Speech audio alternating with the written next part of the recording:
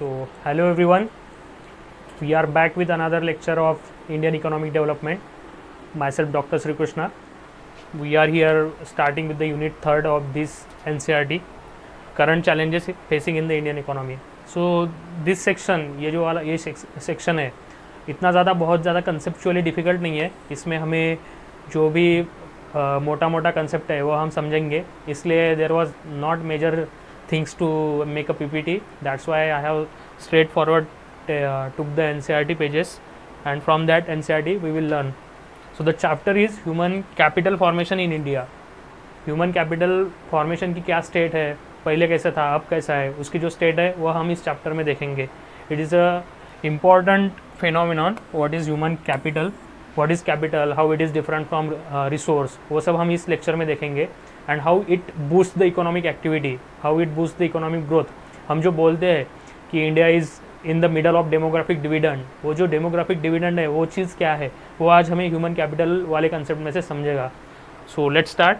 After studying this chapter we will be able to understand the concept of human resource, human capital formation, human development. All this things, resource, capital formation.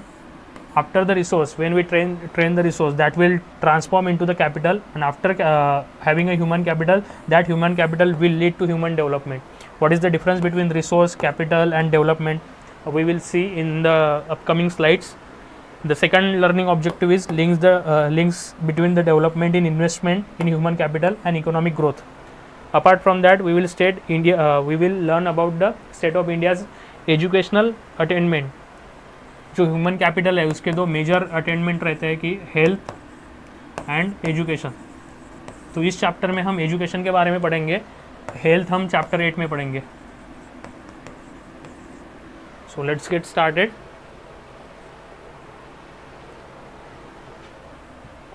So what is human capital.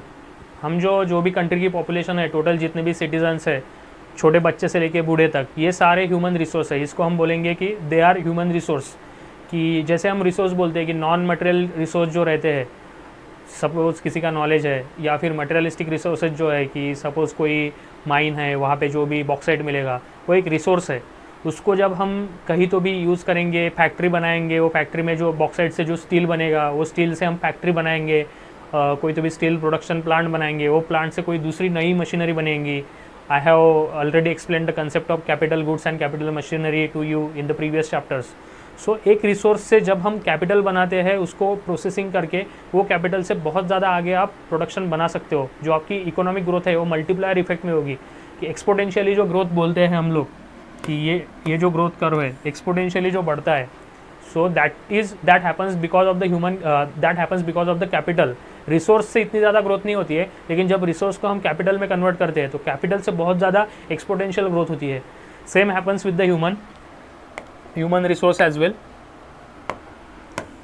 अगर कोई illiterate people है, अगर कोई जिस 5वीं 6वीं पढ़ा हुआ लड़का है, अगर उसको हम भेजेंगे तो वो कोई स्किल्ड लेबर नहीं कर सकता है, वो कोडिंग नहीं कर सकता है. वो जाके क्या कर सकता है, या तो किसी चाय की टपरी पे काम करेगा, या फिर कोई मैनुअल अनस्किल्ड लेबर करेगा. उसकी सैलरी में भी 200-300 के हिसाब से कुछ तो भी रहेगी. लेकिन उसी बच्चे को अगर हमने कोडिंग सिखा दिया, उसको डेटा इंटरप्रिटेशन सिखा दिया, डेटा साइंटिस्ट, डेटा एनालिसिस सिखा दिया, तो किसी आईटी कंपनी के लिए काम करेगा. या तो बैक एंड पे करेगा, या तो फ्रंट एंड पे करेगा, या तो डिप्लॉयमेंट करेगा, या तो सीडैक करेगा. What ever expertise he makes himself available for, और उसके हिसाब से उसका सैलरी बढ़ेगा. तो मे बी जो बच्चा 200-300 रुपये पर डे पे काम कर रहा था, उसकी सैलरी 15 लाख पर एनम हो जाएगा. वो 3,000-4,000 पर डे कमा लेगा, 5,000 कमा लेगा. सो ऐसा क्यों हुआ. ह्यूमन रिसोर्स वो पहले भी था, एक आदमी था, आज भी वो ह्यूमन रिसोर्स ही है. लेकिन ऐसा चेंज क्या आ गया कि उसकी सैलरी बढ़ गई. तो सैलरी था कि वो रिसोर्स था, उसको कैपिटल में ट्रांसफॉर्म हो गया. जो बीच का पीरियड था रिसोर्स टू कैपिटल, उसमें उसने बहुत ज़्यादा ऑन स्किल, उसके जो स्किल सेट थे उस पर बहुत ज़्यादा काम किया, उसको डेवलप किया, और डेवलप होने के बाद उसकी इकोनॉमिक एक्टिविटी, इकोनॉमिक वैल्यू बढ़ने लग गई. So that is the concept of human capital. We can say that human capital को क्या, this is perhaps the human capacity. It is the human capacity to store and transmit knowledge. It is what makes the human unique animal in the kingdom Animalia. कि human के पास जो capacity है कि वो store भी कर सकता है और ट्रांसमिट भी कर सकता है। मैंने जो नॉलेज गेन किया है वो मैं मेरे पास भी रख सकता हूँ और दूसरों को भी दे सकता हूँ। सो ये जो ट्रांसफ़र वाली कैपेसिटी है from A to B, so that makes human a intelligent animal. That's why we are placed in the Homo sapiens genus. So और ये कैसे होता है, जो भी नॉलेज गेन किया है it is gain through training and skills. जो भी ट्रेनिंग एंड स्किल्स हम लेते हैं उस पर से ही होता है हमारा। सो इसके जो हम जो बोलते हैं कि human resource to capital, resource से कैपिटल जाने के लिए जो बीच वाला पोर्शन जो जर्नी बोला था, ये journey you can attend through 5 factors जो इस एनसीईआरटी में एक्सप्लेन की है। We will look at them one by one.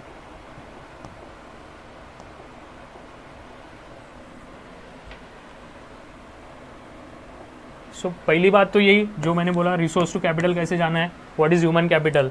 The competent people who have themselves been educated and trained professors, जो खुद पढ़े हुए हैं, जो खुद ट्रेंड है, वही जाके कैपिटल बनेंगे। वो रिसोर्स बन के कुछ फ़ायदा नहीं है। रिसोर्स तो सब लोग है, जो बैठा हुआ है घर पे वो भी रिसोर्स है। वो तभी कैपिटल बनेगा जब वो एजुकेटेड एंड ट्रेंड इनफ होगा। तो किसी भी सोसाइटी में हमें ये 4-5 क्वेश्चन सबसे पहले पूछने चाहिए कि what are the sources of human capital. Human resource तो सबके पास है, जो भी कंट्री की पॉपुलेशन है वो ह्यूमन रिसोर्स ही है। अगर उसका यूटिलाइजेशन नहीं हो रहा अच्छे से, हम जो बोलते हैं कि लॉस ऑफ डेमोग्राफिक डिविडेंड, वो इसी हिसाब से जो ह्यूमन रिसोर्स है उसका इफिशिएंटली यूटिलाइजेशन नहीं हुआ, that is loss of human resource. तो हमें देखना है कि what are the sources of human capital, कि रिसोर्स को कैपिटल में चेंज करने के लिए हमें क्या क्या सोर्स लगेंगे, क्या क्या वेज है उसके थ्रू हम कैपिटल बना सकते हैं। Secondly, is there is any relation between human capital and economic growth, कि how human capital helps in economic growth, ये हमारा सेकंड लर्निंग कंसेप्ट रहेगा। Third is the formation of human capital is link to peoples all round development, कि human resource to human capital and human capital to human development, what is the linkage between all this three, that we will study. Apart from that, what is the role of government, इन सब में government का क्या role है, मतलब government जो as a central authority बैठी है उसका क्या रोल है ह्यूमन रिसोर्स को कैपिटल में ट्रांसफॉर्म करने का। This all questions we will try to answer through this chapter. So first is what are the sources of human capital. Resource को कैपिटल में चेंज करने के लिए हमें ये जो प्रोसेस है ये क्या क्या फॉलो कर सकते हैं। The first one is investment in the education. Education is the first and utmost important. अगर इलिटरेट पीपल है उसको थोड़ा सा हमने ट्रेनिंग दिया या फिर थोड़ा सा स्किल डेवलपमेंट किया, उसको एजुकेशन दिया, तो उसकी इकोनॉमिक अर्निंग कैपेसिटी बढ़ेगी। जो खेत में मजदूर काम करते हैं उनको अगर वो इलिटरेट है तो उसका मे बी इनकम बहुत कम रहेगा। या वो छोड़ो, अगर कोई फार्मर है उसको कुछ पता नहीं है, बीज बियाने के बारे में कुछ भी पता नहीं है, क्या बोना है क्या उगाना है कुछ पता नहीं है, तो मानसून डिपेंडेंट रहेगा। जो उसके पास पड़े हुए ट्रेडिशनल गेहूँ या जवार है वही डालेगा, उसमें से जो मिलेगा वो मिलेगा। लेकिन अगर वही बंदा उसने थोड़ा एग्रीकल्चर में ट्रेनिंग लिया है, बीएससी एग्री किया है या something like that, innovative ideas है, तो सादे गेहूँ या जवार के बीज नहीं बोएगा, वो कुछ तो भी हाई यील्ड वेराइटीज़ लाएगा, कोई तो भी innovative ideas like green house, poly house लगाएगा, हॉर्टिकल्चर करेगा, तो उससे उसका इनकम उसी लैंड के एरिया में 1 एकड़ में जो बंदा पहले ले रहा था उसके मल्टीप्लायर मिलेगा, maybe x, maybe 2x, maybe 3x, उसका इनकम बढ़ेगा। वो क्यों हुआ? Because he was educated enough to know about what things can work in that parcel of the land. That is why investment in the education is utmost important to transform resource into the capital. So apart from that, investment in health, on-job training, migration, information sharing are other tools which we will see one by one. So education से क्या होगा, capital goods पे investment चलेगा कि जो resource था human था उसमें थोड़ा ज़्यादा एजुकेशन गेन किया, उसको थोड़ी अवेयरनेस आ गई, how to invest, where to invest, which things works in that sector, वो अवेयरनेस जनरेट होगी, उसके हिसाब से उसका कैपिटल बढ़ेगा। Second is like education, another is health. Health क्यों इम्पॉर्टेंट है? अगर सपोज समझो कोई बंदा है वो बहुत ज़्यादा वीक है, उसकी इम्यूनिटी बहुत स्ट्रांग नहीं है, he is addicted to alcohol, smoking, tobacco, उसकी इम्यूनिटी अच्छे से नहीं है, तो और एक दूसरा बंदा है कि वो बहुत ज़्यादा फिट है, रेगुलरली एक्सरसाइज करता है, उसको कोई ज़्यादा इधर उधर के शौक नहीं है, ही इज़ मतलब उसकी इम्यूनिटी स्ट्रांग है। अगर दोनों बंदों का कंपेयर किया तो किसके चांसेस ज़्यादा है कि पूरे महीने भर के 30 दिन है, 30 दिन में से सबसे ज़्यादा काम पे कौन आएगा? जो टोबैको एडिक्टेड था या फिर जो नॉर्मल फिट बंदा है?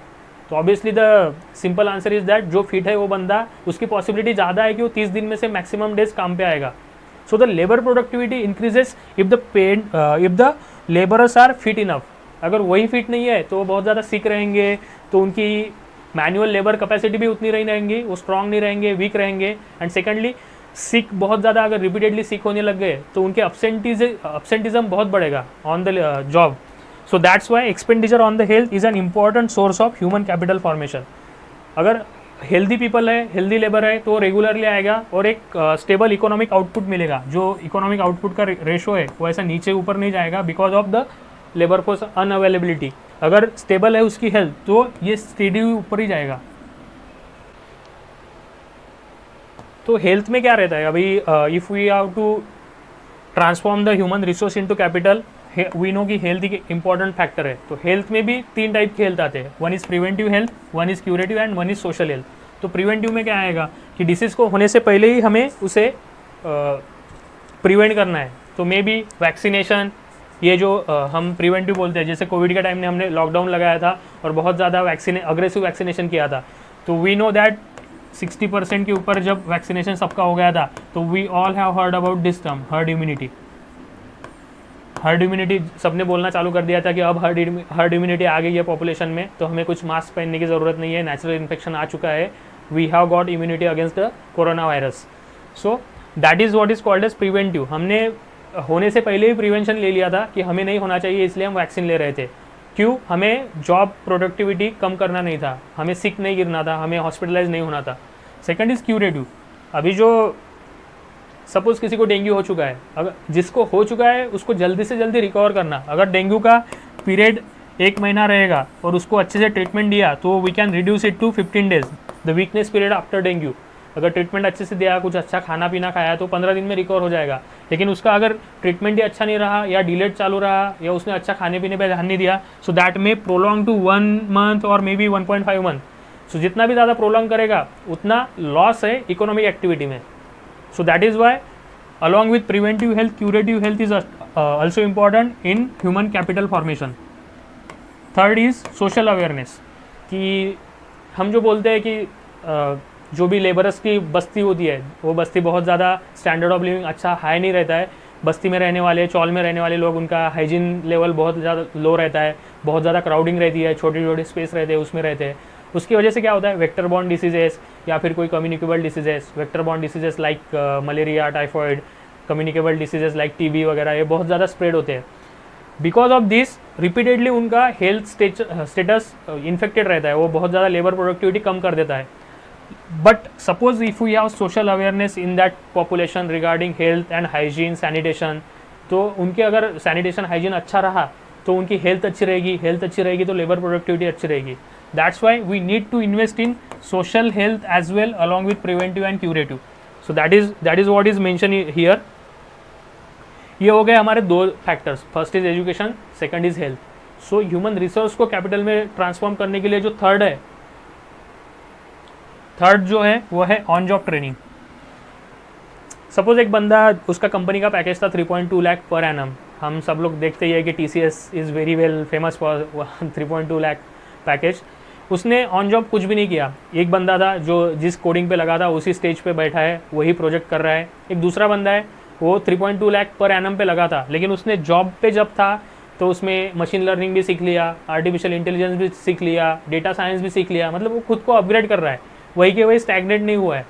उसका जो अपग्रेडेशन है, जो ऑन स्केल जॉब ट्रेनिंग है, जैसे हम there are multiple platform like Scaler, upGrad, यहाँ पे लोग नए नए कोर्सेज सीख रहे हैं, डिजिटल मार्केटिंग सीख रहे हैं. तो ये अपग्रेडेशन की वजह से क्या हो रहा, he can explore multiple domains in his own job. अगर उसकी कंपनी कोई नया प्रोजेक्ट ला रही है आर्टिफिशियल इंटेलिजेंस पे, so he can confidently say that I have some knowledge और some expertise in AI as well. So company को ऐसे लोगों की ज़रूरत है जिनके पास मल्टी डायमेंशनल स्किल सेट है, जो खुद को अपग्रेड करते रहते हैं, ना कि कोई ऐसा कि जो बस बैठा पड़ा है, कुछ नहीं कर रहा है. तो ऑब्वियसली जो खुद को अपग्रेड कर रहा है उसका सैलरी पैकेज बढ़ेगा. सो 2 बंदे जो 3.2 लाख पर एनम पे लगे थे, after some years, maybe 1 year 2 year, ये 3.2 पे या 4 पे अटकेगा और ये 10 लाख 15 लाख पर एनम पे जाएगा. सो वो क्यों हुआ? बिकॉज उसने खुद को अपग्रेड करते रहा, वो स्टैग्नेट नहीं हुआ. That happens on because of on job training.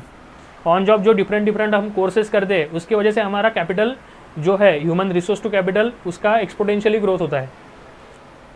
उसकी वजह से हमारे स्किल बढ़ते हैं और स्किल बढ़ने की वजह से ऑफ कैंपस ट्रेनिंग की वजह से स्किल बढ़ते हैं और स्किल बढ़ने की वजह से हमारा इन्हांस लेबर प्रोडक्टिविटी. और प्रोडक्टिविटी अगर बढ़ा, we know that productivity is directly proportional to economic growth. जितना ज़्यादा प्रोडक्टिव लेबर रहेगा, अगर कोई एक लेबर दिन में 10 ईंटें बना रहा है और कोई एक लेबर दिन में 100 ईंटें बना रहा है, तो obviously we will say that कि ये जो बंदा है 100 ईंटें बनाने वाला, यही ज़्यादा लेबर प्रोडक्टिविटी देगा हमें। सो that is what happens with on job skill training. Skill बढ़े, उसकी वजह से लेबर प्रोडक्टिविटी बढ़ेगी, लेबर प्रोडक्टिविटी बढ़ी तो इकोनॉमिक ग्रोथ बढ़ेगी, इकोनॉमिक एक्टिविटी बढ़ेगी, और इकोनॉमिक एक्टिविटी बढ़ेगी तो इनकम बढ़ेगा, वो बंदे का इनकम बढ़ेगा। और अगर बंदे का इनकम बढ़ा तो in turn the country's income will also increase. वो कैसे बढ़ेगा हम आगे देखेंगे।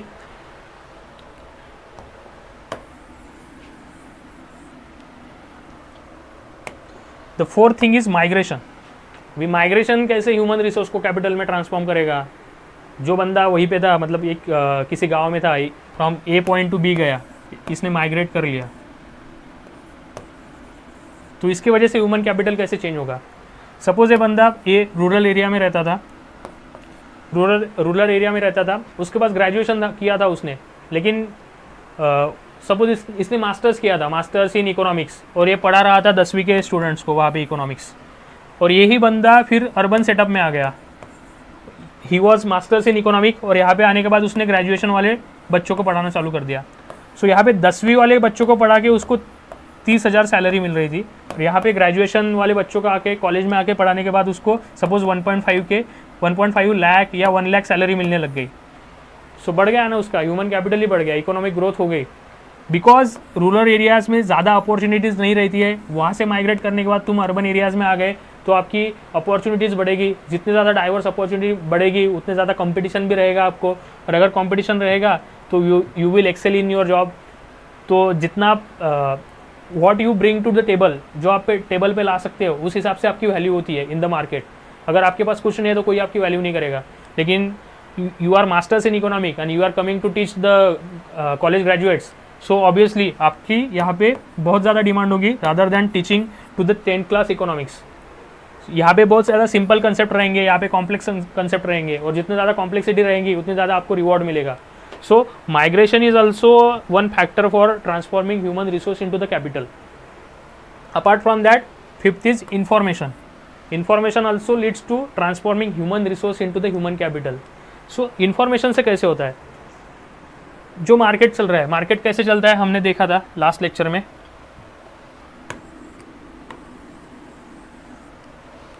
मार्केट हैपन्स और market functions on the principle of demand and supply.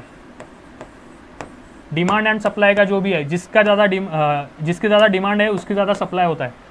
अगर डिमांड ही नहीं है तो सप्लाई भी नहीं होगा।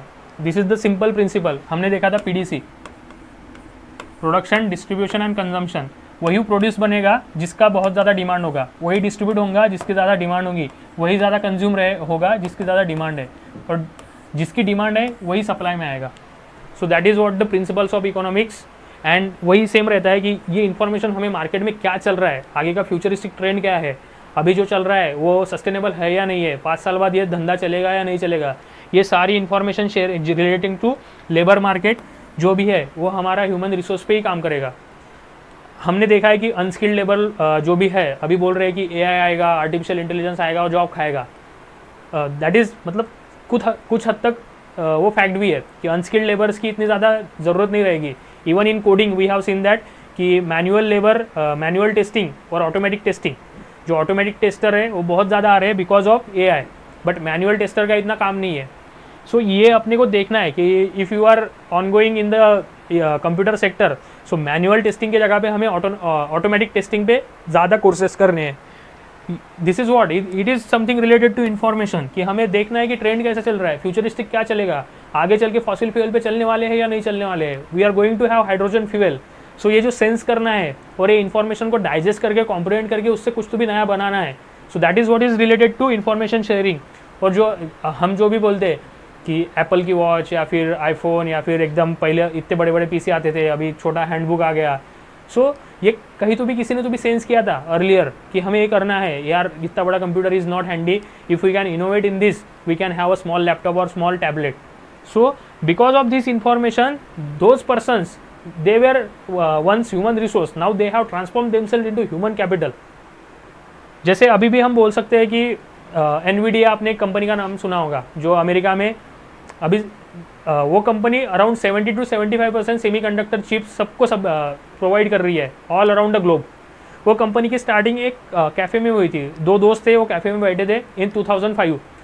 तब सेमीकंडक्टर या फिर चिप्स का कोई नाम भी नहीं ले रहा था, इतना मार्केट भी नहीं था। तो कैफ़े में बैठ के उन्होंने डिसाइड किया था कि यार लेट्स टेक अ बेट कि अगले 20 साल बाद ये जो बड़े बड़े प्रोसेसिंग यूनिट्स है, जो भी हार्डवेयर है, इसका कुछ भी काम नहीं रहेगा, इतने बड़ी बड़ी रूम भी नहीं लगेगी, एक छोटी सी चिप में सारी दुनिया आ सकती है, सेमीकंडक्टर चिप। तो उनको तब पता नहीं था कि may be this will work और नॉट। उन्होंने तब बेट लिया था, खुद पे उन्होंने भरोसा रखा था।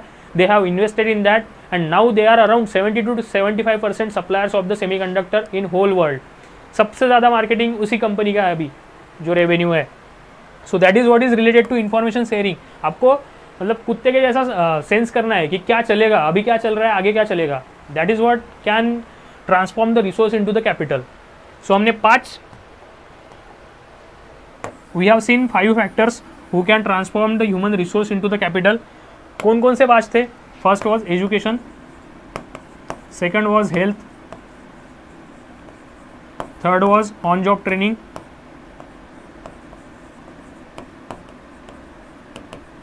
Fourth was migration and fifth was information sharing. So ये 5 जो अभी है इनको बोलेंगे sources of human capital formation. जो रिसोर्स है उसको कैपिटल में कैसे फॉर्म करना है। These 5 factors can help in transforming your human resource into the human capital. What is the difference between physical and human capital? जो physical capital है वो materialistic रहेगा, tangible रहेगा। Physical capital is tangible, can be easily sold in the market. ये market में sold कर सकते हो। It is like a commodity. Suppose कि आपके पास tractor है, it is a physical capital. We can sense it in a tangible way. We can sold in a market like a commodity. But human capital is intangible. कोई बंदे को आप cell नहीं कर सकते हो। इट इज़ एंडोजिनियसली बिल्ड, वो बंदे में है, आप उसको ह्यूमन कैपिटल को बंदे से अलग नहीं कर सकते हो। वो बंदे के साथ ही चलेगा, उसका जो नॉलेज है, उसके जो स्किल सेट है उसके साथ ही है, वो कुछ अलग नहीं बनेगा वहाँ से। Human capital is not sold in the market. कोई आदमी को आप बेच नहीं सकते हो, उसके स्किल्स की वैल्यू हो सकती है लेकिन उसको नहीं बेच सकते आप। Only services of the human capital R sold. मतलब अगर मैं टीचर हूँ तो आप मुझे खरीद नहीं सकते हो, लेकिन जो मैं टीचिंग वाली सर्विस है उसको मे भी आप खरीद सकते हो if I am taking it as a paid activity. But this YouTube lectures are totally free of cost and we are just taking it to reach you people. The necessity of the owner of the human capital has to be present in the place of production. Tractor कोई भी चला सकता है, मेरा tractor है, मेरा कोई दोस्त लेके जा सकता है, चला सकता है, लेकिन अगर मुझे कोडिंग आ रही है और मेरे से कोडिंग कराना है तो कोई दूसरा आके मेरे लिए कोडिंग नहीं कर सकता है, मुझे ही करना पड़ेगा। So that is what is here. The necessity of owner of the human capital has to be present at the place of production. अगर आप मेरी कोडिंग स्किल्स को रिप्लेस नहीं कर सकते, आप दूसरा बंदा लाओ, उसके कोडिंग स्किल्स से कराओ, लेकिन मेरे कोडिंग स्किल्स को कोई दूसरा बंदा आके मेरी कोडिंग स्किल्स पे कोडिंग नहीं कर सकता है। So that is major difference between physical and human capital.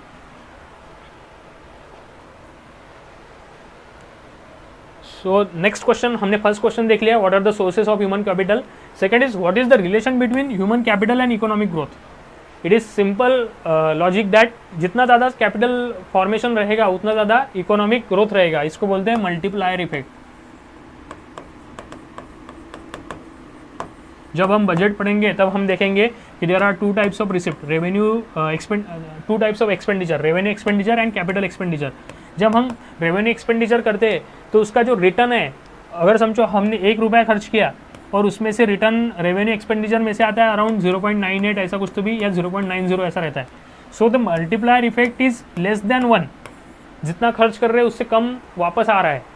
It is in the revenue expenditure. But capital expenditure में कैसा है, अगर आप 100 रुपये लगा रहे हो तो मे बी आप 130 कमाओगे कल, बिकॉज ये कैपिटल एक्सपेंडिचर है। इसका जो 100 का 130 हो रहा है, this is what is called as multiplier effect. इससे बढ़ रहा है, पैसा बढ़ रहा है। So that is what human capital, the relation between human capital and economic growth. Human resource, जैसे मैंने बोला कि अनपेड अनस्किल्ड लेबर वर्कर रहेगा तो मे बी 200 कमा लेगा, घर पे जाके शांति से जो भी खाएगा पिएगा अच्छे से रहेगा।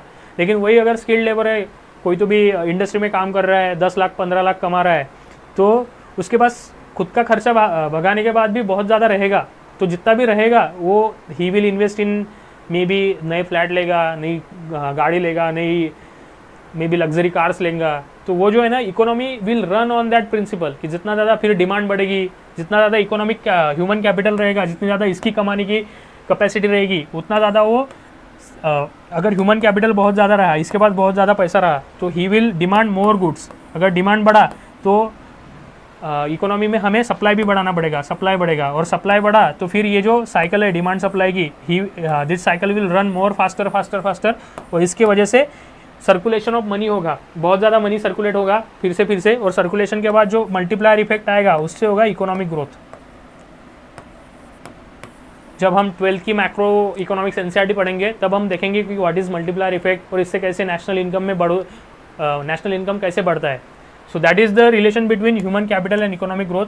जितना ज़्यादा कैपिटल रहेगा उतना ज़्यादा सरप्लस रहेगा, सरप्लस रहा तो obviously he will demand for more goods, अगर डिमांड रही तो सप्लाई बढ़ेगा, सप्लाई बढ़ेगा तो ये साइकिल घूमती रहेगी, और वो घूमने के बाद ही बहुत ज़्यादा प्रॉफिट बनेगा, जीडीपी बढ़ेगा, इकोनॉमिक ग्रोथ बढ़ेगी। Labour skill of an educated person is more than that of an uneducated person. हम यही बोल रहे थे कि लेबर प्रोडक्टिविटी स्किल्ड पर्सन की ज़्यादा रहेगी। Economic growth means the increase in real national income. ये जो नेशनल इनकम अकाउंटिंग है we will see it that in the 12th economics macro economics NCERT.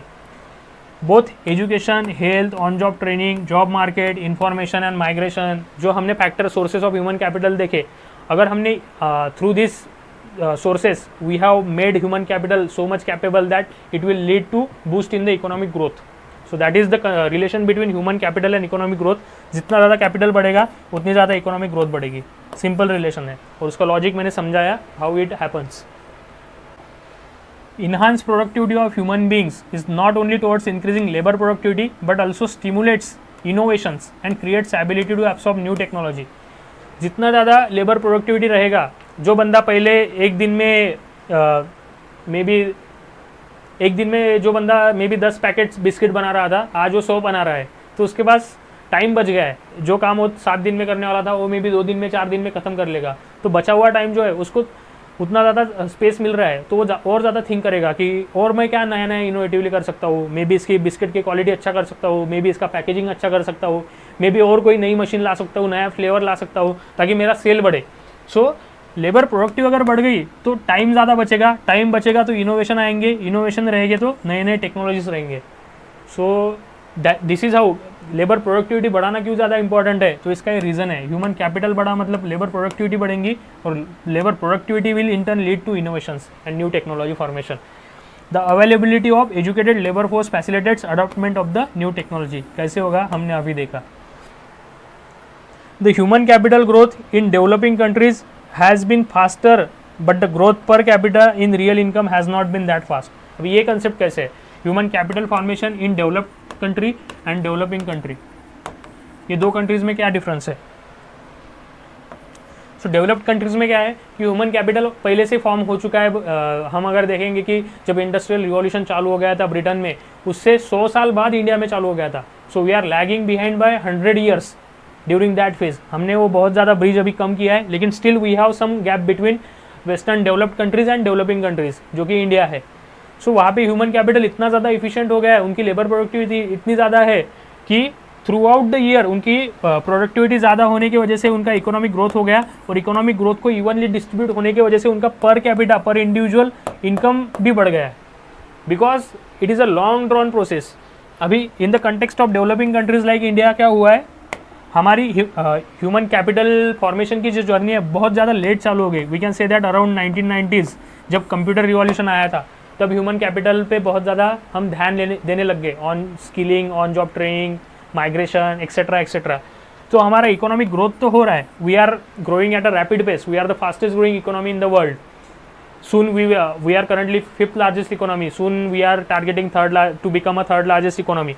हमारा इकोनॉमिक ग्रोथ तो हो रहा है, लेकिन you might have come across the articles in the newspaper like that Oxfam report about inequality, कि जो अमीर है वो बहुत ज़्यादा अमीर हो रहा है और गरीब बहुत ज़्यादा गरीब हो रहा है, तो इनके बीच की जो दूरी है वो बहुत बढ़ रही है। क्यों? जो टॉप 1% है they own more than 50% of the wealth in India. ये क्यों हो रहा है कि किसी ने एक कंपनी बना ली, वो कंपनी का ग्रोथ होते होते जा रहा है, लेकिन उसने वो वेलफेयरिस्ट अप्रोच से डिस्ट्रीब्यूट नहीं किया, कैपिटलिस्टिक अप्रोच यूज़ किया, खुद को ही ग्रो करते करते चला गया और जो पॉपुलेशन है वो गरीब की गरीब वही भी रहेगी. सो that is why this gap between the poor and rich is increasing day by day, and that is what is said here that economic growth तो हो रहा है लेकिन पर कैपिटा इनकम ही नहीं बढ़ रहा है. The difference between the per capita income of the top 1% and bottom 1% that denotes कि कितना ज़्यादा अनइक्वल डिस्ट्रीब्यूशन है, कितना ज़्यादा अनइक्वल ग्रोथ है. और इंडिया सबसे ज़्यादा अभी अगर कोई प्रेसिंग प्रॉब्लम है तो वही है कि इनइक्वालिटी इज़ ऑन राइज. सो इसको टाइम लगेगा, जब यही ह्यूमन कैपिटल की प्रोसेस बहुत ज़्यादा लॉन्ग टर्म रहेगी उसके बाद समवॉट वी विल सी पर कैपिटा इनकम भी बढ़ेगा और जो इकोनॉमिक इनइक्वालिटी है between poors and the rich, this gap will also reduce. जब पुअर लोग बहुत ज़्यादा ऑन जॉब ट्रेनिंग करेंगे, माइग्रेशन करेंगे, एजुकेशन हेल्थ में इन्वेस्ट करेंगे तो इनका भी इनकम बढ़ेगा और एक मोमेंट ऐसा आएगा कि दे विल कम्पीट और at least level up with the rich people, and that is when the per capita income will also rise and the economic inequality will also decrease. Higher income causes building high level of human capital and vice versa. मैंने पहले ही बोला कि जिसके पास बहुत ज़्यादा पैसा है सो उसके पास सरप्लस ज़्यादा रहेगा. सरप्लस ज़्यादा रहेगा तो he will demand more and more services, more and more goods, और वो सर्विसेज को यूज़ करके खुद को और ज़्यादा अपग्रेड करेगा. और अपग्रेड करने के बाद ऑब्वियसली उसका स्किल लेवल बढ़ेगा, तो स्किल लेवल बढ़ने के बाद ह्यूमन कैपिटल बढ़ेगा, कैपिटल बढ़ेगा तो इकोनॉमिक ग्रोथ होगी. सो ये विशियस साइकिल है, ये चलता रहता है. That is what is mention here. Higher income will lead to more surplus will lead to on job training will lead to more human capital formation and more human capital will in turn lead to economic growth. तो India ने कब importance को recognise किया था, human capital को formation वाला जो importance है वो इंडिया ने कब रिकॉग्नाइज किया था? During the 7th 5-year plan human resource development पे हमने बहुत ज़्यादा फोकस करना चालू कर दिया था, बिकॉज तब तक हमें एक वैल्यू पता चल गई थी कि ह्यूमन कैपिटल क्यों ज़्यादा इंपॉर्टेंट है. That's when we have trained and educated on sound lines all the population, a large chunk of, at least a large chunk of population, उनको हमने एजुकेटेड और ट्रेनिंग करना चालू कर दिया. So that we need to accelerate our economic growth and ensuring social change in the desired direction. जो inequality बढ़ रही थी उसको रिड्यूस कैसे करना है. जब तक जो बॉटम वाले हैं इनका स्किलिंग नहीं होगा तब तक ये गैप नहीं भरेगा. अमीर तो अमीर होते जा रहा है लेकिन गरीब और गरीब होगा. जब तक इनको स्किल ट्रेनिंग नहीं देंगे तो ये ऊपर नहीं आएंगे. सो इंडिया ने रिकॉग्नाइज किया from 7th 5-year plan that we need to focus more on training and educating so that we can accelerate our economic growth and ensuring social change in a desired direction. Desired direction मतलब क्या, हमें economic inactivity कम करना है. हम जो बोल रहे हैं कि बिग डेटा आ रहा, मशीन लर्निंग आ रही, आर्टिफिशियल इंटेलिजेंस आ रहा, that will end up engulfing more unskilled job. So मैंने पहले भी बताया कि या there is a fear that unskilled job चले जाएंगे, लेकिन we have to see that ये जो डेटा साइंस, कंप्यूटर साइंस, ये भी जो भी आ रहा है ये बहुत ज़्यादा अपॉर्चुनिटीज़ भी लाएगा. जिन्होंने हमें अपॉर्चुनिटीज़ किसके लिए आएगा? For the skilled and the semi skilled labour. Unskilled labours की अपॉर्चुनिटीज़ लेके जाएगा, लेकिन सेमी स्किल्ड और स्किल्ड लेबर्स की अपॉर्चुनिटी बहुत ज़्यादा बढ़ेगी, एक्सपोनेंशियली बढ़ेगी. दैट्स वाई हम लोग अभी जो बोलते हैं ना कि कुछ ना कुछ कोर्स कर लो, कोई ना कोई ऑन जॉब ट्रेनिंग कर लो, अपग्रेड करते रहो खुद को. दिस इज़ बिकॉज कि अभी जो मार्केट बदल रहा है, जो डिसरप्शन आने वाला है, अगर आपको डिसरप्शन में पॉजिटिवली एंटर होना है तो you need some kind of skills. This is what is mention here कि इससे जो अनस्किल्ड लेबर जाएगा तो उतने ज़्यादा स्किल्ड लेबर्स बनेंगे भी, अपॉर्चुनिटीज़ बनेंगे. Just we need to upgrade our self. Apart from that the growing emergence of epidemics, pandemics, जो हेल्थ का हमने बोला कि ये जो इपिडेमिक्स पैंडेमिक्स है, कोविड के time we have seen that कितने ज़्यादा लोग लॉकडाउन थे, कितने ज़्यादा लोग बीमार थे बहुत ज़्यादा लंबे समय के लिए. Because of that has impacted their working hours, घर में बैठे रहते थे तो लेबर प्रोडक्टिविटी कम हो गई थी because of that. That's why we need to have a collaborative approach in managing infectious diseases so that labour productivity, जो लॉस ऑफ वर्किंग डेज है वो बहुत ज़्यादा मिनिमाइज रहे, कम रहेगा. हम देख सकते हैं कि 1951 में पर कैपिटा इनकम 7,000 के अराउंड था. 2016-17 में इट इज़ अराउंड 77,000. और इसी के साथ what is the relation between development in education and health.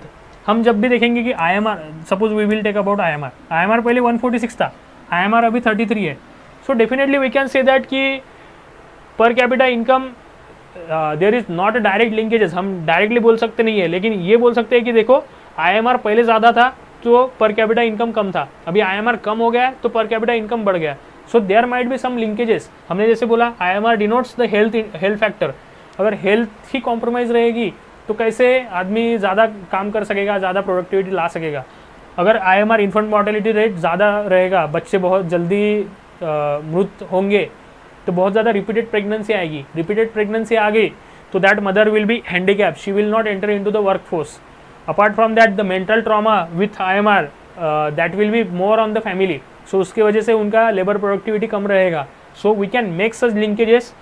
Second is on the education sector, we can say that literacy rate in 1951 it was around 16% and currently 76%. So literacy के वजह से भी हम बोल सकते हैं कि per capita income बढ़ गया, and increase in the real per capita income denotes economic growth. अगर per capita income बढ़ रहा तो demand बढ़ेगी for the products and supply will बढ़ेगा and the economic cycle will keep running in more faster way. सो हमने देखा है कि इंडिया को हम नॉलेज हब भी बोलते हैं, नॉलेज इकोनॉमी बोल सकते हैं। इन 1990s जब LPG रिफॉर्म्स आए थे उसके बाद हमारा सर्विस सेक्टर बहुत ज़्यादा मूव हो गया। Currently around 54% of India GDP comes from the service sector. So ये जो सर्विस सेक्टर है ये क्या रहता है? सर्विस मतलब क्या? बिजनेस प्रोसेसिंग, आउटसोर्सिंग, जो भी हमारे कॉल सेंटर्स रहते हैं, जो भी हमारे सर्विस सेंटर्स रहते हैं, software servicing, hardware servicing, that all comes under service sector.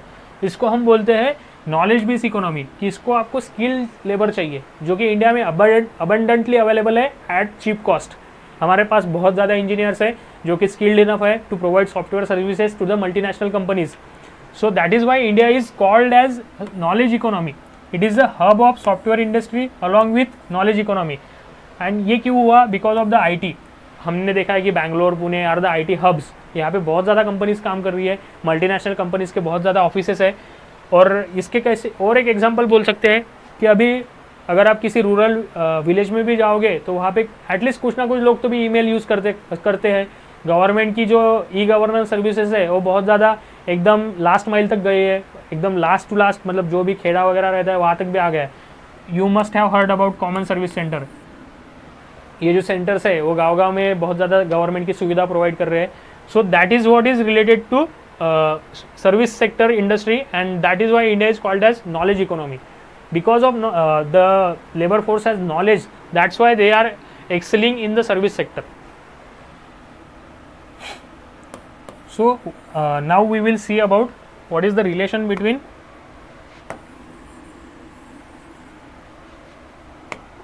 human resource, human capital and human development.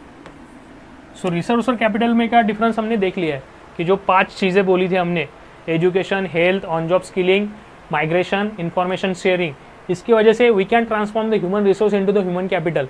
But human capital और ह्यूमन डेवलपमेंट में क्या डिफरेंस है? सो सीधा सीधा डिफरेंस है, human capital is a quantitative term and human development is a qualitative term. अब तुम बोलोगे कि what is quantitative and what is qualitative. So human capital को हम क्वान्टिटी में हम मेजर कर सकते हैं कि कितना ज़्यादा इकोनॉमिक ग्रोथ दे रहा है। We are solely focusing on the economic activity, labour productivity, per capita income कितना बढ़ रहा है। This all things comes under the human capital domain. Human capital considers education and health as the means to increase the labour productivity. It is means to end. And क्या है? Our end is to increase the labour productivity and what is the means? Health and education. और जो 3 हमने factor बोले थे, 5 जो भी total थे। So these 5 factors are means to achieve the end. The end is to increase the labour productivity. But human development का ऐसा नहीं है। ह्यूमन डेवलपमेंट बोलता है कि education and health are integral to human wellbeing. जो human है उसकी ओवरऑल ग्रोथ, उसका ओवरऑल डेवलपमेंट होने के लिए education and health is important, because only when people have ability to read and write and the ability to lead a long and healthy life, then only they will be able to make other choices. जितने भी humans है उनको कोई ना कोई choice करना पड़ता है हमारे लाइफ में, जो बेसिक नेसेसिटीज है कि मैं कौन सा फूड खाऊंगा, मैं कौन से स्कूल में जाऊंगा, मैं कौन से कपड़े पहनूंगा, या फिर even we can say that मैं किस बंदे के साथ, किस बंदी के साथ शादी करूंगी। This are all basic human rights जो हमारे ह्यूमन राइट्स चार्टर में भी है, बहुत सारे हमारे कॉन्स्टिट्यूशन में भी रिकॉग्नाइज किए हैं। लेकिन वो ये जो चॉइस है कि मैं ये कर सकता हूँ या वो कर सकता हूँ, ये इसको बोलते हैं चॉइस, दिस और दैट। ये चॉइस एक्सरसाइज करने के लिए उसे he need to have education so that he can take a inform decision. He should have a sound health so that he can lead a long life, healthy life, उसकी health compromise ना हो, तभी वो sound decision ले सकता है. That's why human development considers health and education as not a mean to end but end in itself. Human capital treats human being at means to end and end being the increase in productivity. But human beings in the human development perspective, human beings are end in themselves.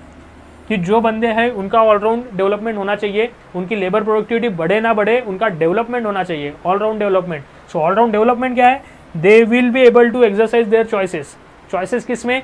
तो जो भी मैंने बोला, this और that, be it in education, be it in economy, be it in political sphere, be it in social sphere. So that is the major difference between human capital and human development. Human development is a qualitative concept which takes into consideration all over development of a human being, not only tries to improve his labor productivity. In such way, every individual has right to get basic education and basic healthcare. That is, every individual has right to be literate and to lead a healthy life. That is only when we can say that there is a possibility of human development. हर एक individual को right to education है, right to healthy life है. We will see about कि you must have learned about in polity lectures about article 21. इसमें आता है right to life. along with it includes right to healthy life. Article 21A, it talks about education. We also have RT, Right to Education Act. I think it is of 2007 or 09. I am not very sure. Maybe 2009. Right to Education Act. So state of human capital formation in India. India में क्या state है human capital formation की? सो इसमें हम बोलेंगे India is a federal country. हमें सबको पता है कि इंडिया का पॉलिटिकल स्ट्रक्चर कैसे चलता है. India is at the centre, then इसके पीछे बहुत सारे स्टेट्स है एंड उसके पीछे लोकल सेल्फ गवर्नमेंट है, LSG हम जो बोलते हैं. So it is 3 tier structure. India at central government, then state government and बहुत सारे local bodies. So that is what is called as federal country. बहुत ज़्यादा है and everyone has taken responsibility of developing a human capital. Centre भी कुछ चीज़ें करता है, कुछ स्टेट भी करता है और कुछ लोकल बॉडीज़ भी करता है. हर जो 7th शेड्यूल है हमारे कॉन्स्टिट्यूशन का, उसमें बहुत ज़्यादा इनके सारे जो भी फंक्शंस है उसको डिफ्रेंशिएट करके रखा है. What is the function of centre, what is the function of state. Even in the 11th and 12th schedule the functions of local self governance has also been clearly established. So accordingly, expenditures on both education and health are to be carried out simultaneously by all the 3 tiers of government. तीनों भी कर सकते हैं. Central government भी करेगा, state government भी करेगा और लोकल सेल्फ गवर्नेंस भी करेंगे. सो एजुकेशन के बारे में हम यहाँ पे पढ़ेंगे, लेकिन हेल्थ के बारे में हम we will study separately in the chapter number 8. So expenditure on education and health make substantially long term impact. हम अभी बोलेंगे कि हमने एक क्वेश्चन देखा था कि what is the role of government in human capital development. तो हम बोल सकते हैं कि यार ह्यूमन कैपिटल डेवलप करना है, लोगों की प्रोडक्टिविटी बढ़ानी है, उनका पर कैपिटा बढ़ाना है, तो इसमें गवर्नमेंट का क्या रोल है? Why government has to interfere in such business. Government को बाकी भी बिजनेस है, लॉ एंड ऑर्डर मेंटेन करना है, पॉलिटिकल स्टेबिलिटी रखनी है, इधर क्यों नाक घुसा रहा है? लेकिन हम देखेंगे कि the investment in the education and health sector, आज अगर किसी को फर्स्ट स्टैंडर्ड से पढ़ाने लग गए तो आफ्टर 10, 12 या 15 साल बाद वो उसकी प्रोडक्टिविटी बढ़ेगी, उसका स्किलिंग होगा, उसके बाद वो ज़्यादा कमाने लगेगा. तो it is a long term investment. The investment in the education sector, it is a long term investment. So और प्राइवेट का हमने देखा है, पहले भी देखा है कि what is the basic difference between private and government sector. तो प्राइवेट सेक्टर को चाहिए इमीडिएट प्रॉफिट. 15 साल 20 साल के लिए कोई इन्वेस्टमेंट नहीं करेगा इन द प्राइवेट सेक्टर. आज अगर मैं किसी कंपनी को बोलूँगा कि आज मेरे पे इन्वेस्टमेंट करो, मैं 15 साल बाद आपको रिटर्न दूंगा, तो कोई कंपनी नहीं करेगी. They will think about maybe 5 years or 6 years or maybe less than that. So long term investment करने के लिए जो सोशल इंफ्रास्ट्रक्चर हमने पढ़ा था कि रोड बनाने हैं, ट्रांसपोर्ट हाईवे बनाने हैं या पोर्ट्स बनाने हैं, ये लॉन्ग टर्म इन्वेस्टमेंट है. तो इसके लिए गवर्नमेंट सेक्टर ही चाहिए, गवर्नमेंट ही इन्वेस्ट करेगा, उसके बाद ही वहाँ से रिटर्न आएगा. That's why the presence of government sector is utmost important in the health and education sector, so that human capital उसकी जो ट्रैजेक्टरी है वो एक स्मूथली चल सके.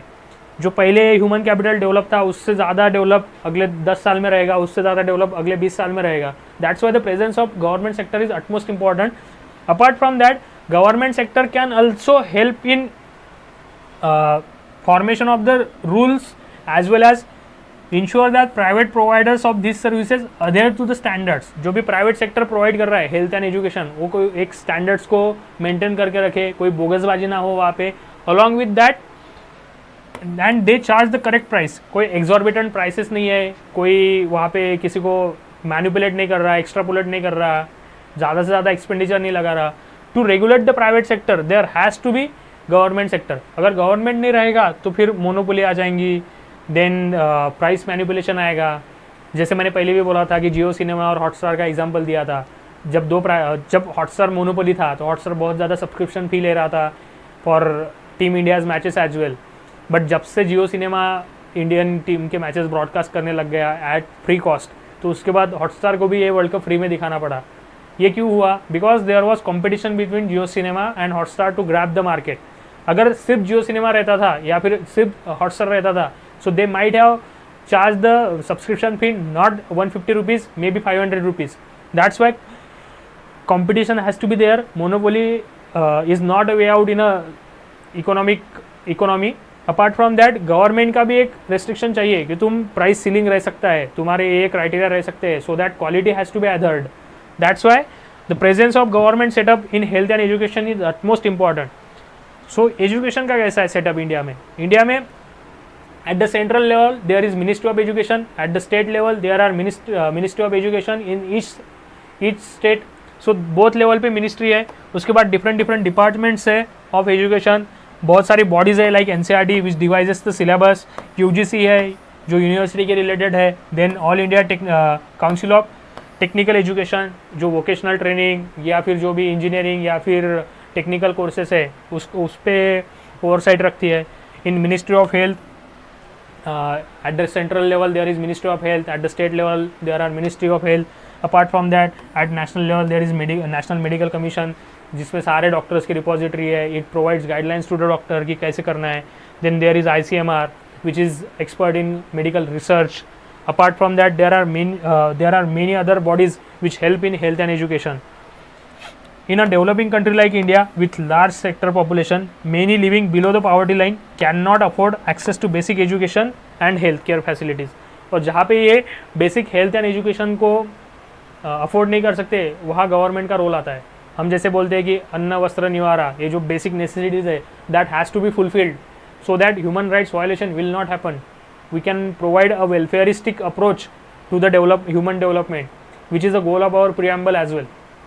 So basic education and basic healthcare is considered as the right of citizens. मैंने बोला पहले भी article 21 and article 21A, it talks about health and education. So these are the basic human rights and that needs to be provided at free of cost. और private sector तो free of cost नहीं provide करेगा. So government has to step in to provide the basic necessities. So what is the condition of education sector? Health का हम chapter 8 में देखेंगे. लेकिन education sector की इंडिया में क्या कंडीशन है? Growth in government expenditure on education. हम जो बोलते हैं कि करंटली GDP का around 4% we invest in the education sector, but ये बहुत ज़्यादा कम है. जो भी डिफरेंट कमिटीज़ थी उन्होंने बोला था कि around 6% of GDP has to be invested in the education sector. So कैसे मेजर कर सकते हैं? हम मेजर कर सकते हैं percentage of total government expenditure का कितना परसेंटेज हम एजुकेशन में इन्वेस्ट कर रहे हैं. And second is as a percentage of gross domestic product. The percentage of education expenditure of total government expenditure indicates the importance of education. जितना भी total, suppose 100 rupees government is spending and उसमें से 60 rupees किसी एक चीज़ पे focus कर रही है, तो we know that this item which takes about 60%, so it is much more important for that government. Suppose 100 रुपये इन्वेस्ट कर रहे हैं और उसमें से सिर्फ 2 रुपये हम एजुकेशन में इन्वेस्ट कर रहे हैं. सो दैट डिनोट्स दैट कि गवर्नमेंट की investment in education is not that much priority. So ये बहुत ज़्यादा कम प्रायोरिटी है गवर्नमेंट की, है हमें डिनोट करता है. Education expenditure of a GDP percentage expresses how much people's income being committed to the development of education. जो हमने बोला कि 6% of the GDP has to go, but currently 4% ही जा रहा है. तो वी कैन से दैट जितना लोग कमा रहे हैं उसका सिर्फ 4% जा रहा है towards education, which is much lower compare to developed countries.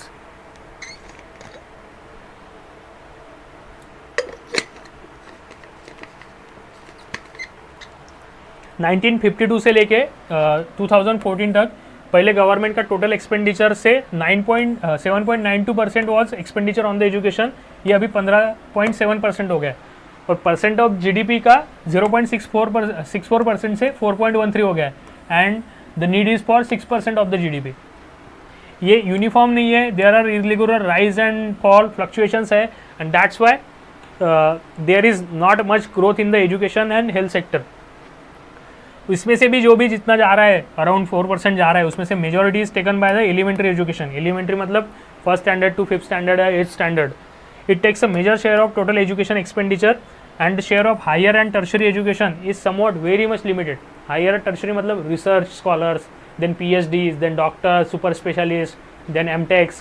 This takes very less amount from the total government expenditure on the education sector. The government spend less on tertiary education. Expenditure per student in tertiary is higher than that elementary. ये तो कोई भी बता सकता है, simple fact है। जो fourth standard का स्टूडेंट है उसको मे बी पर ईयर 200 रुपये लग रहे होंगे फॉर एजुकेशन, और जो ही MTech या we can say that super specialist doctor बन रहा है उसके एजुकेशन पे मे बी 1 लाख लगेंगे। So this is a simple fact, क्या expenditure per student in tertiary education is higher than elementary education, but the total expenditure in tertiary is very less compared to the elementary education. इसका एक simple reason ये भी बता सकते हैं कि we know समग्र शिक्षा अभियान, सर्व शिक्षा अभियान, इसके हिसाब से हम we are trying for 100% enrolment and educating for the at least elementary education. So the chunk of population is very much big in the elementary education, और टर्शरी एजुकेशन में बहुत कम लोग हैं, बहुत कम लोग सुपर स्पेशलिस्ट डॉक्टर बनते हैं या फिर MTech ग्रेजुएशन करते हैं या कोई ऐसा कुछ करते हैं, तो वो लोग बहुत कम होते हैं। That's why the total expenditure is more in elementary education, but the per capita expenditure is more in tertiary education. So ये डाइकोटोमी समझ लो यहाँ पे। Apart from that the per capita public expenditure in elementary education difference considerably across states. Regional variation भी है। जो India का map है, हम बोलेंगे कि जो वेस्टर्न स्टेट्स है एंड साउदर्न स्टेट्स है बहुत ज़्यादा स्पेंड करते हैं on elementary education along with total education. That's why उनका लिटरेसी रेट अच्छा है, उनकी जॉब प्रोडक्टिविटी अच्छी है compare to all the central और northern states like Bihar, UP, Jharkhand और north eastern states. They also have low investment in the education sector. जो 1946 में एजुकेशन कमीशन बना था, उसने बोला था कि at least 6% of the GDP has to be spend on the education so has to make a noticeable growth in the educational achievements. उसके बाद एक तपास मुजुमदार कमेटी थी, उसने भी बोला था कि we need to have estimated expenditure of around 1.37 lakh crore over 10 years from 1998 to 2007 to bring all Indian children between the age group of 16 to 14 under the purview of school education. जो हमने सर्व शिक्षा अभियान चालू किया था, तो उन सारे को 6 to 14 को हमें एजुकेशन अगर देना है तो 1.37 लाख करोड़ लगेंगे for next 10 years। But current level of GDP spending is only little over 4%। लेकिन जो एजुकेशन कमीशन था 1964 या 66 में, उसने तभी 6% बोला था। सो करंटली तो ये बढ़ना ही चाहिए यार। सेकेंडली, तो अगर एजुकेशन प्रोवाइड करना है which is a basic necessity, हमने देखा तो गवर्नमेंट ने आर्टिकल 21A लाया और राइट टू एजुकेशन एक्ट लाया, जो मैंने बोला था कि 2007 या 9 है, नो ये 2009 का है। 6 to 14 ईयर को एलिमेंट्री एजुकेशन हमें देना है कंपलसरी। अगर नहीं दिया, B it a government school और प्राइवेट स्कूल, दोनों जगह पे देना है।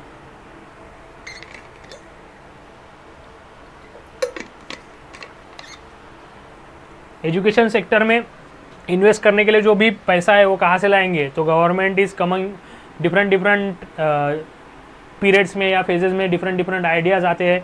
सो currently government is levying 2% education cess on all union taxes. जितने भी यूनियन टैक्सेस है उस पर 2% का सेस लगता है। सो आप टैक्सिंग का एक देख लो, पिरामिड रहता है ऐसा एक।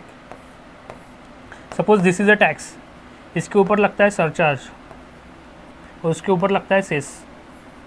तो ये जो भी टैक्स है, सपोज तुमने कोई गुड्स लिया, पेट्रोल लिया, तो उस पर 100 रुपये का पेट्रोल है, उस पर 10 रुपये अगर टैक्स लगे तो ये टैक्स पे सरचार्ज जो लगेगा वो तुम्हारा टैक्स प्लस जो भी टैक्स वाली अमाउंट है 110, उस पर 1% में भी सरचार्ज लगेगा। सरचार्ज रहेगा मतलब तुम्हारा 11 रुपये, और ये सरचार्ज पे कोई तो भी 1% या 2% आपका सेस लगेगा। So that is cess. ये जो टैक्स है that will be distributed between centre and state, कुछ सेंटर को जाएगा कुछ स्टेट को जाएगा अकॉर्डिंग टू जीएसटी फार्मूला। जो हमारा जीएसटी काउंसिल है उसके फार्मूला के हिसाब से ये जो यूनियन टैक्स है वो डिस्ट्रीब्यूट होगा between centre and state. Along with that finance commission के भी रिकमेंडेशन रहते हैं। सेकेंडली जो सरचार्ज है that will exclusively go to the union government, वो स्टेट गवर्नमेंट के साथ डिस्ट्रीब्यूट नहीं होता है, बस यूनियन गवर्नमेंट लेता है। और थर्डली जो सेस है, सेस भी exclusively taken by the union government, central state government को जाता नहीं है। लेकिन सेस के पीछे स्पेसिफिक पर्पज़ लिखा जाता है कि ये सेस जो कलेक्ट कर रहे हैं वो किसके लिए कर सकते हैं। जब जैसे हमने बोला कि एजुकेशन सेस, तो इसका पर्पज़ यही है कि जो हम सेस कलेक्ट कर रहे हैं that will go for education purpose, ये कोई अदर पर्पज़ के लिए यूज़ नहीं होगा। लेकिन सरचार्ज के लिए ऐसा कुछ पर्पज़ लिखा हुआ नहीं रहता।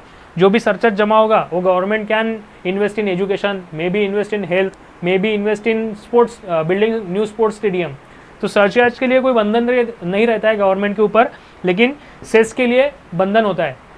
उसका पर्पज़ पहले ही बता के रखा जाता है, will that be use for sanitation, will that be use for education. So this is the major difference between cess and surcharge. दोनों सेंट्रल गवर्नमेंट के पास जाते हैं, लेकिन देयर इज माइनर डिफरेंस कि इसका पर्पज़ स्पेसिफिक रहता है और it is non purpose specific. और जो टैक्सेस है वो फाइनेंस कमीशन के recommendation along with GST commission के रिकमेंडेशन के हिसाब से डिस्ट्रीब्यूट होता है between centre and states. So what is the education अटेंडेंटमेंट in India? So currently India का अडल्ट लिटरेसी रेट है जो 1990s में 61% था मेल फॉर 37% फॉर फीमेल, अभी 82% for the male and 66% for the female. तो ओवरऑल अराउंड 74% के पास आता है इंडिया का। Along with that youth literacy rate वही है, 76% फॉर 1990s में फॉर मेल था, अभी 93% है। व्हाट इट डिनोट्स कि बहुत ज़्यादा यूथ अभी एजुकेटेड है, बहुत ज़्यादा एजुकेशन में आ रहे हैं। हम the government schemes like Samagra Shiksha Abhiyan, education loan schemes are working well to provide education to the new coming, so that the demographic dividend जो भी है उसको हम ग्रैप्स कर सकते हैं। जो भी एजुकेशनल के अचीवमेंट्स है वह adult literacy rate, primary education completion rate and youth literacy rate पे हम डिसाइड करते हैं, जो कि हमने यहाँ पे देखा। फ्यूचर प्रॉस्पेक्ट्स क्या है इंडिया के, जो हम बोलते हैं एजुकेशन फॉर ऑल, जो right to education, article 21A of the constitution की हम बात करते हैं, education for all, it is still a distant dream. ये क्यों स्टिल अ डिस्टेंट ड्रीम है? क्योंकि अभी भी we know there are absolute number of illiterates in India as much as India's population was at the time of independence. जितनी India की population 1950 में थी उतने लोग आज भी इलिटरेट है। So that is a significant chunk, बहुत ज़्यादा है, हमें वहाँ तक पहुँचना है उनके पास। हमने एक DPSP साइन किया था कि हम सबको एजुकेशन देंगे, वो DPSP पे हमें खड़ा रहना है, to provide free and compulsory education to all the children up to 14 years within 10 years from the commencement of constitution. लेकिन आज तक भी हम ये पूरा नहीं कर सके हैं। Apart from that gender equity, male और फीमेल का हमने देखा कि मेल का अराउंड 84% था, फीमेल का 66% ही था लिटरेसी रेट। सो ये गैप जो है from the independence till now तो नैरो होते जा रहा है, फीमेल लिटरेसी रेट बढ़ते जा रहा है, लेकिन still we need to achieve more so that the gender gap can be bridged. Only in higher education we know that the enrolment of female person is more than the male person. Apart from that हर sector में males का ज़्यादा है, females का कम है। और but problem ये है कि हायर सेक्टर में भी फीमेल ज़्यादा आ रही है, ग्रेजुएशन ज़्यादा कर रही है, लेकिन that graduation is not translating into the job. वो ग्रेजुएट तो हो रही है लेकिन जॉब पे नहीं आ रही उतनी। That may be because of the paternalistic attitude of the society और different societal concept like glass ceiling, pink collar job etcetera that you will study in the society lectures. The gender equity, the gap between literacy rate between male and female are narrowing, but we still need to promote education for women in India. That will help in improving the economic independence. जितनी ज़्यादा लड़कियाँ पढ़ेंगी उतनी ज़्यादा job पे आएंगी, उनकी productivity बढ़ेंगी तो उनका इकोनॉमिकली इंडिपेंडेंट रहेंगी, फैमिली पे डिपेंड नहीं रहेगी। और अगर फैमिली पे डिपेंड नहीं है तो दे विल हैव अ से इन देयर फैमिली। कोई तो भी ऐसा फर्म आवाज़ से बोल सकती है, they will have better choices to make. So that's why it is more important, because education makes favorable impact on the fertility rate. कितने बच्चा कब पैदा करना है, कितने करने हैं, ये सारे डिसीजंस इलिटरेट वुमेन से ज़्यादा अच्छे से लिटरेट वुमेन ले सकती है, because she is more rational, she has more say in the family decision making. So that's why education of female is more important. Higher education में क्या करना है? सो हायर एजुकेशन में more lower and lower people are reaching the higher education. Elementary education तो हमने complete कर लिया कि बहुत ज़्यादा बच्चे इनरोल हो रहे हैं, 100% इनरोलमेंट आता है, but quantity we have achieved, but quality अभी भी इतनी अच्छी नहीं है। अपार्ट फ्रॉम दैट हायर एजुकेशन में मतलब प्राइमरी हो गया, सेकेंडरी हो गया, उसके बाद बहुत ज़्यादा लोग ड्रॉप आउट कर लेते हैं। ड्रॉप आउट होने के बाद हायर एजुकेशन में उतना ज़्यादा नंबर ट्रांसलेट नहीं होता है, और जो भी हायर एजुकेशन में जाते हैं, ग्रेजुएट होते हैं, उनमें अनएम्प्लॉयमेंट का रेट हाईएस्ट है। It was around 19% in the graduated people from the rural areas and 16% from the urban areas, but that is not the case with जो अनएम्प्लॉयड है या फिर बहुत ज़्यादा कम एम्प्लॉयड है, उनमें 3 to 6% ही रहता है in educated rural and urban. So that's why government needs to allocate more funds for the higher education and improve the standards of education in the higher sector. So what is the conclusion? कि हमने पहले देखा कि human resource को capital में कैसे convert करना है, the 5 sources for human capital formation, and human capital is not our end goal. Human capital will just boost our labour productivity, will just boost our economic growth, but we need all round development, all round human development. उसके लिए हमें health and education में बहुत ज़्यादा invest करना है। उसके साथ साथ हमें जो ब्रिज है, जो जेंडर इक्विटी लाना है from male and female, apart from that the difference between rich and poor, उसको हमें कम करना है। That's only when we can have inclusive growth, और इंक्लूसिव ग्रोथ होने के बाद ही हमारा वेलफेयरिस्टिक स्टेट का जो गोल है वो कंप्लीट होगा। We will be making justice to our goals of preamble, the goals of our fundamental right, the goals of our DPSP। So that is everything related to human capital development हमने इस chapter में देखा, and we will study about the next domain in the next chapters. So thank you everyone, this was it. See you in the next lecture.